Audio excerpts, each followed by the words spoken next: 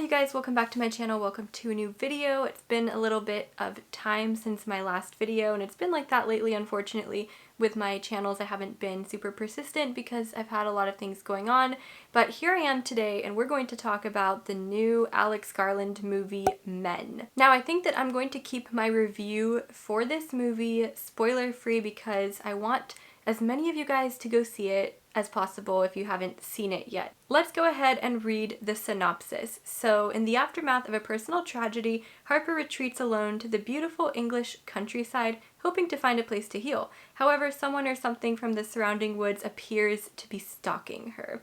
What begins as simmering dread soon becomes a fully formed nightmare inhabited by her darkest memories and fears. You guys, Alex Garland really made a movie about the horrors of men.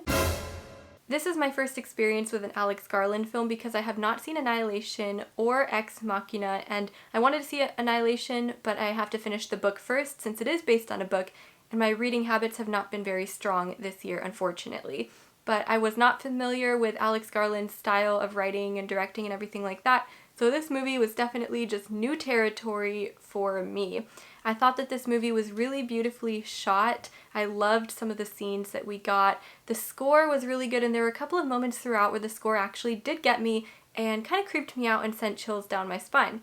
Now, I do have a few issues with this movie though. There are some things that were left a little bit open to interpretation, which I'm always game for, but in this movie I was actually pretty confused by something really gruesome that happens in the third act that you've probably already heard about by now, but I will not spoil anything in this movie. There's just really this disgusting sequence that happens, and I never really quite got why it happens, and I kind of understood what it represented, but at the same time, there wasn't really any pinnacle moment where I felt like the ending was satisfying, if that makes any sense. Now, I do think there was some pretty sick body horror in this, and the gore alone from that scene was pretty crazy.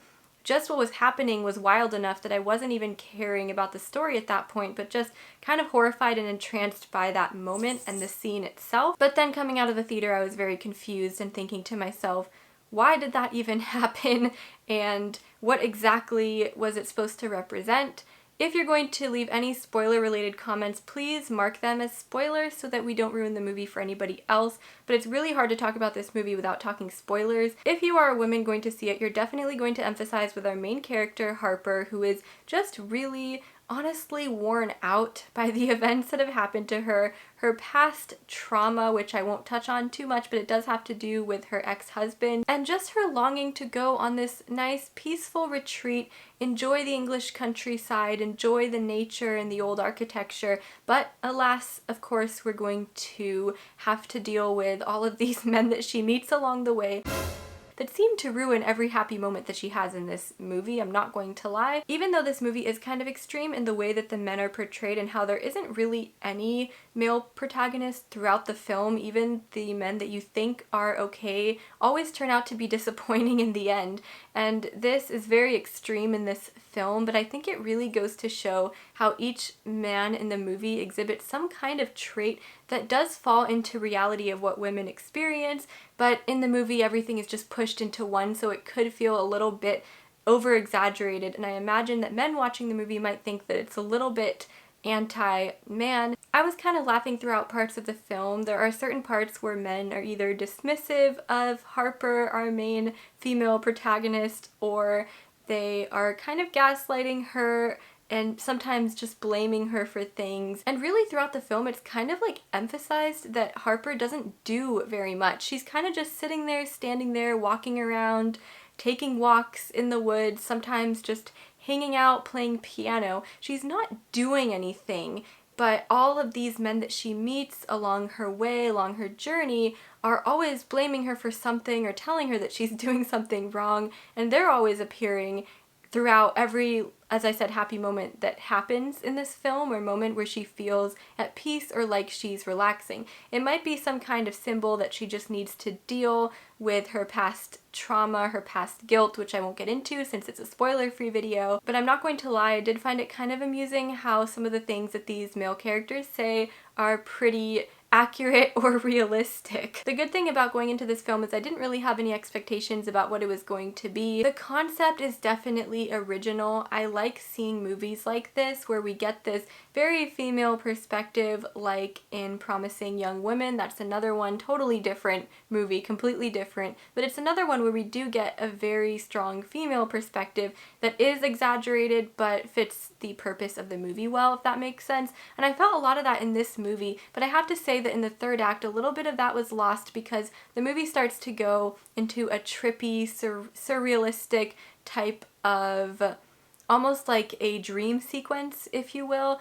And at that point, I was still enjoying the cinematography and everything like that, but the actual story didn't really come together for me as much as I wanted it to. So I really did enjoy this film. I'm not going to lie to you guys. I did enjoy it for a lot of reasons, but I'm not sure that I felt quite as satisfied at the end as I wanted to. Although there is an ending scene that I enjoyed and I kind of smiled along with the character at the end, I still wanted more of it to be explained and more of the weird like phenomena to be explained, because so many weird things happen in this movie that are kind of just left open to interpretation. I'm really enjoying this wave of A24 films, like Everything Everywhere All at Once, and this one, and the previous one was X. Anyways, you guys, I'm really glad that I went and saw Men. I almost didn't see it because I'm not a huge body horror fan, and body horror really freaks me out. It kind of pains me to watch movies with a lot of body horror in them, but I try to push myself to do so anyways so that I don't miss out on a lot of great movies.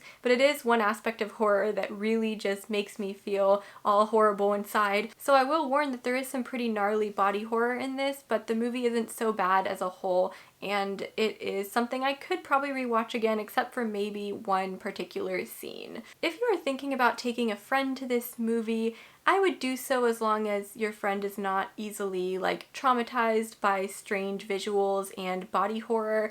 And if you're going to take a date to see this movie, I would probably just recommend that you don't see it at all in that circumstance. But what a way to kick off the summer horror season, you guys. And I know we have The Black Phone coming up, which I'm really hyped for. We have Nope coming up in June as well, and I'm very excited for that. And I wasn't expecting Men because the trailer only dropped a few months ago, so that was another pleasant surprise of 2022.